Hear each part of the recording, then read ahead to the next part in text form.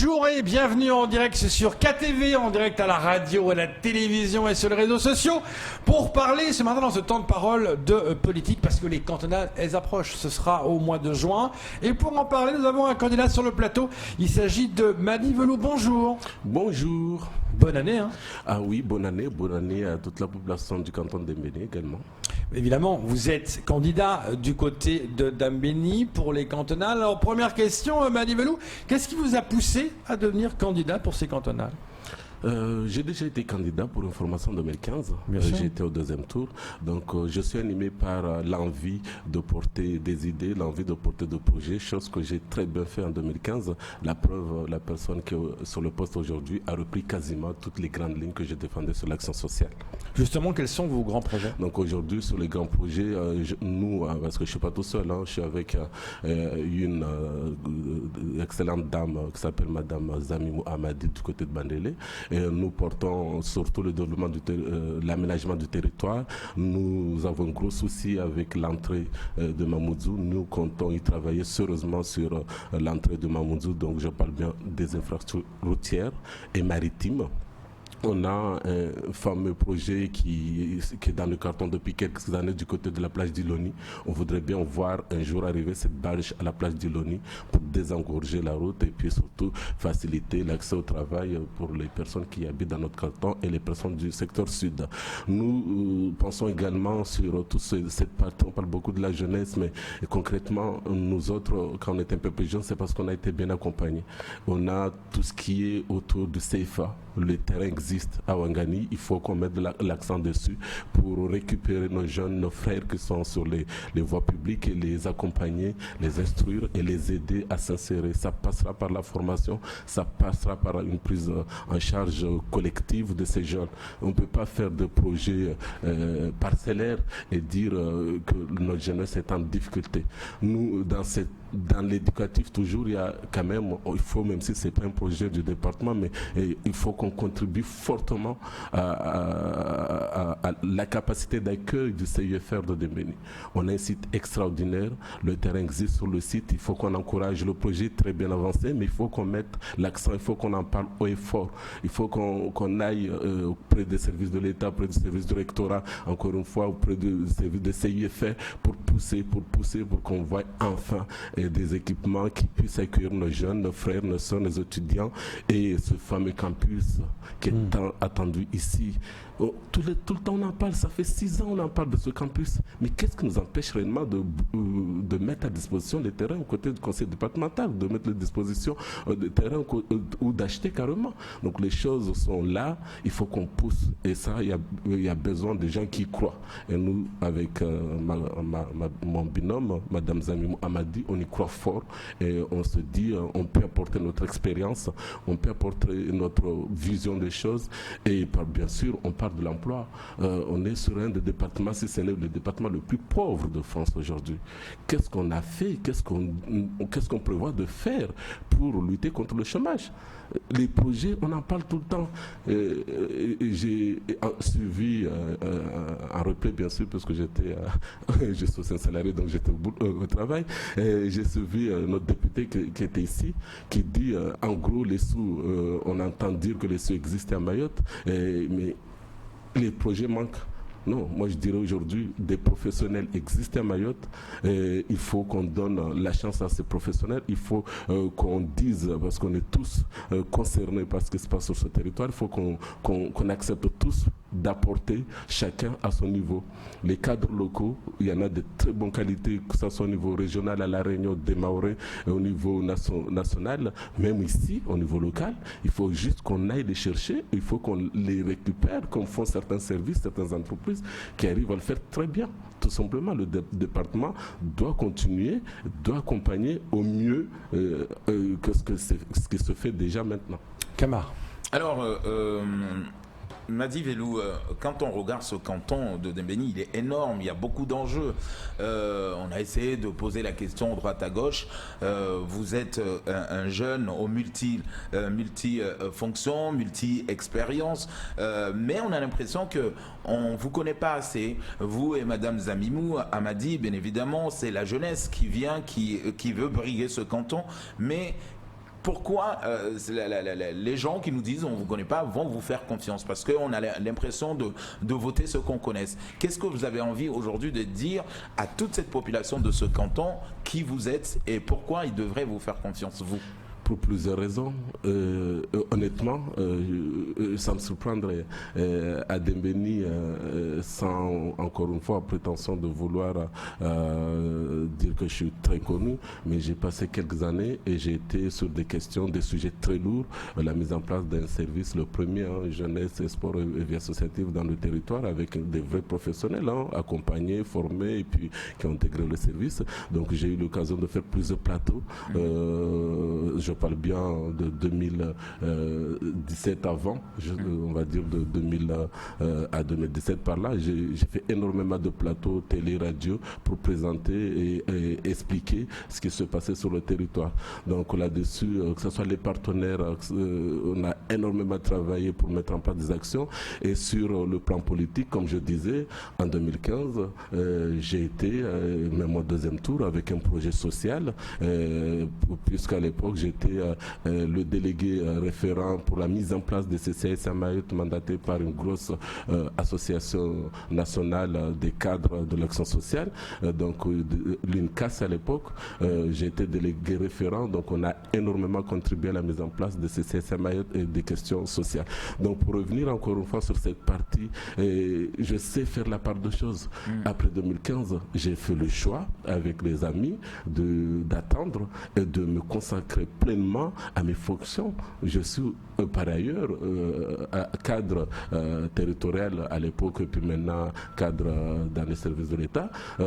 J'ai fait le choix exprès de travailler et de prendre plaisir à faire ce que je sais faire le mieux, le travail, à y attendre pour mieux préparer les échéances. Et ça ne sert à rien de faire une politique continue tous les mois, tous les jours, et je ne suis pas, comme vous l'avez constaté, je suis certes branché parce que on va dire c'est notre génération et puis c'est le temps qui veut ça, c'est la période, mais je ne suis pas très, comme certaines personnes, quasiment tous les jours avec une publication photo. Je ne suis pas sur ce format-là. Je préfère prendre le temps, je préfère travailler, quitte à ce que les gens disent qu'ils ne connaissent pas, mais ils vont me connaître. Et ceux qui me connaissent expliquent, et ceux qui ne me connaissent pas, ils commencent à me découvrir. Alors une campagne, beaucoup nous disent qu'aujourd'hui ceux qui gagnent à Mayotte, c'est parce qu'on gagne une campagne parce qu'on a de l'argent ou parce qu'on a des soutiens, notamment, donc des bailleurs de fonds qui mettent l'argent dans ces campagnes et donc ces personnes-là arrivent à gagner les campagnes. Est-ce que vous, aujourd'hui, cette campagne, finalement, vous allez la gagner sans même avoir des bailleurs de fonds, des soutiens, parce qu'on sait qu'à Mayotte, chaque année, on nous dit ça. Oui, quand on a de l'argent, on gagne. Je vous ai dit, nous on défend, je ne suis pas seul encore une fois, on est une équipe et on est 4 candidats. Nous on défend des idées, on défend des projets, on va vendre des projets. C'est ce qu'on avait fait déjà en 2015. On a vendu des projets, la preuve encore une fois, le candidat en face qui défendait d'autres idées a trouvé que nos idées étaient extraordinaires et a fait le choix d'aller plutôt sur ce format-là et de défendre l'action sociale. Donc je crois que les idées sont plus fortes que les moyens. Par contre, en parlant d'idées, en face de vous, il y a quand même une sorte de poids lourd de la politique. Il y a quand même Issa Abdou, vice-président, son bilan est assez bon. Comment vous vous différenciez de lui ? Ça n'engage que vous pour ce qui est de son bilan, parce que le canton, il y a des citoyens qui vivent dans ce canton et qui ont leur opinion. Il y a ça déjà. Le bilan, il faut aussi aller regarder du côté de la Chambre régionale de comptes, ce qui est dit sur l'action sociale portée par le département à ce jour. Donc, je ne me permettrai pas de commenter un bilan parce que je n'ai pas été à la manœuvre. Qu'est-ce qui vous différencie de lui, par exemple ? Ce qui nous différencie, c'est notre engagement. Je suis un homme de terrain. Je ne suis pas un homme des médias, je suis un homme de terrain. J'ai fait le choix de travailler avec des personnes et d'accompagner des personnes. Ça a toujours été ma ligne de conduite. Alors, on le sait que le canton, il est grand, de Bandrélé jusqu'à Dembéni. Vous l'avez dit aujourd'hui avec Madame Zamimou, qui était candidate aux dernières municipales. Elle a ses projets, elle a ses idées. Comment vous allez pouvoir travailler avec les 4 donc je ne dirais pas les 4 mercenaires, mais comment vous allez pouvoir aujourd'hui dispatcher pour que le canton en lui-même, qu'on ne privilégie pas un village ou un autre, pour que les projets puissent se marier dans tout le canton en général? Le projet, c'est l'avantage, encore une fois, de ce binôme. On se connaît depuis une vingtaine d'années, quoi. On a presque grandi ensemble et on ne s'est jamais perdu de vue. On s'est croisés dans le cadre de nos interventions en tant que formateur au CNFPT. On s'est rencontrés aussi dans le cadre professionnel. Donc, c'est pas un binôme qui a été créé pour juste aller et participer aux élections départementales qui arrivent. Non, c'est un binôme qui se connaît et qui a encore une fois des projets à défendre. Aujourd'hui, le territoire n'est pas aussi vaste que ça. On a 8 villages concernés. On a quasiment de représentants aujourd'hui dans tous les villages. C'est une équipe très élargie et c'est une campagne, oui, qui s'annonce longue, certes, mais on est prêt aujourd'hui à y travailler sérieusement. Aujourd'hui, on est un département-région. À ce jour, on n'a pas forcément l'argent, mais on exerce quand même ce département-région. Comment vous ferez pour qu'on puisse avoir et la compétence et l'argent? Et c'est un travail de plusieurs partenaires. On a nos parlementaires qui défendent fort la preuve. Vous avez accueilli ainsi qui continue à revendiquer encore une fois l'unité des élus locaux. Nous sommes encore une fois, nous nous alignons derrière cette unité et c'est en étant plusieurs qu'on y arrivera à avoir toutes les compétences et surtout à s'accorder sur le projet prioritaire de ce territoire. Qui serait la route, je vous ai parlé par exemple, qui serait la route maritime, qui serait la route tout simplement l'entrée de Mamoudzou, puisque nous concerne Mamoudzou Sud, et bien entendu, même l'entrée de Kawini tout court. Donc aujourd'hui, on a des priorités. Et je vous ai dit, l'insertion, mais ça commence par avant tout la formation. Le CFA doit sortir. Le terrain existe, le terrain a été acheté depuis quelques années par le département. Et qu'est-ce qui nous empêche d'accélérer et d'accueillir plus de jeunes? Je vous ai parlé du CIFR, je vous parlerai encore une fois, tout simplement, de l'aménagement du territoire. On parle beaucoup du volcan, mais qui aujourd'hui nous dit qu'il faut créer et penser sérieusement à monter ce musée? On est le département, pour ne pas encore une fois avoir aucune prétention, mais le plus beau département de France, dans tous les sens. C'est la seule fois les scientifiques assistent à une naissance en direct de volcan. On peut créer quelque chose que nulle part on trouvera sur ce territoire. Mais est-ce qu'il n'y a pas d'autre chose plus urgente que de créer un musée sur le volcan? Ça fait partie je vous ai donné les priorités primaires, oui, encore une fois, mais ça fait partie de la santé, la sécurité. Pourquoi je ne reviens pas tout le temps sur la santé? La santé, mais et les équipements, c'est pas moi qui le dis. Vous m'avez posé une question sur le bilan. Il faut commencer par auditionner les personnes qui sont sur place aujourd'hui. Qu'est-ce qu'ils ont fait sur ce côté-là? Je ne vais pas quand même aujourd'hui tout dévoiler. On a largement le temps de réexpliquer les projets. Oui, non, donc, je préférerais dans un premier temps, mais on reviendra. On aura largement le temps. On n'a même pas les dates encore des élections. Donc la santé, je vous ai parlé de l'insertion de l'emploi et éventuellement du développement touristique. La vice-présidente qui était là, que je connais très bien, vient d'arriver, a aussi ses idées. Donc on a des intercos qui prennent de plus en plus de place, notamment notre interco, nos 2 intercos, puisqu'on est sur notre canton sur 2 intercos, que ce soit l'interco sud de l'Académie. Il y a énormément de choses qui se dessinent. Je vous ai parlé de l'unité. Donc on aura largement le temps de développer les autres axes. Quand on parle d'argent, on parle de dotation, par exemple, par rapport au recensement. Aujourd'hui, le recensement, c'est soi-disant 247 000 plus ou moins habitants mètres. On sait qu'on est plus. Qu'en pensez-vous? Est-ce que vous pensez que vous ferez un jour un réel recensement? Parce qu'on sait que le chiffre n'est pas forcément exact. Après, vous savez, chaque commune devrait être en capacité aussi de recenser sa propre population et appuyer ce travail. On a besoin de ces chiffres. Et encore une fois, il faut accompagner les bonnes initiatives. Aujourd'hui, beaucoup de gens contestent les chiffres. Il faut faire une proposition face et il faut surtout expliquer pourquoi on conteste ces chiffres. Certains continuent à dire, notamment des maires des fois, que lors des périodes de recensement, une partie de la population se cache. Mais faisons en sorte qu'on puisse l'identifier avant même cette période de recensement. Donc, il y a des compétences, encore une fois, aujourd'hui, qui ne dépendent pas forcément du département directement, si je parle encore une fois du recensement de la population. Donc, c'est pas là qu'on doit s'attarder. On doit s'attarder plutôt sur comment améliorer le quotidien des Mahorais, des citoyens qui vivent sur ce beau département, si ce n'est le plus beau département de France.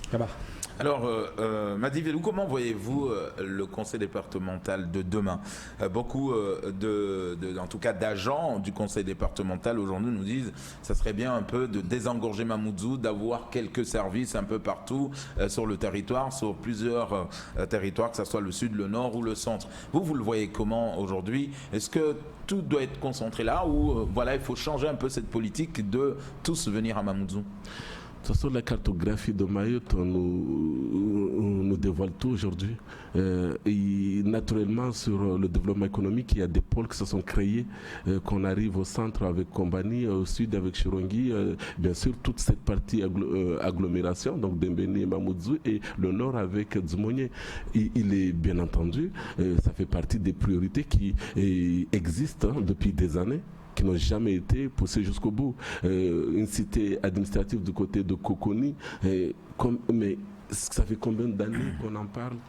Qu'est-ce qui nous empêche? Les infrastructures aujourd'hui sont vieillissantes.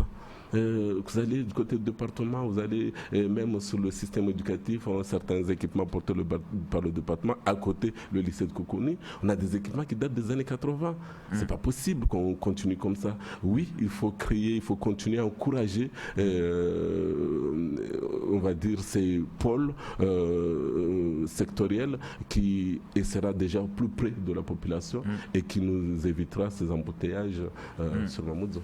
Alors, pardon Léo, beaucoup de conseillères femmes nous ont dit cette année, avec la majorité aujourd'hui au conseil départemental, puisque la parité oblige, qu'elles n'ont quasiment pas existé. Vous voyez comment aujourd'hui vous avez une colistière, donc Madame Zamimou Amadi. Est-ce que les femmes de demain conseillères départementales doivent prendre le dessus, doivent exister? Parce que la plupart que nous avons rencontrés nous ont dit on nous a bouffé, c'est les hommes qu'on a vus plus que nous, on ne nous a quasiment pas vus pendant cette mandature.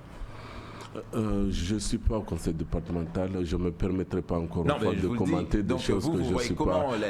Donc aujourd'hui, ce que je connais de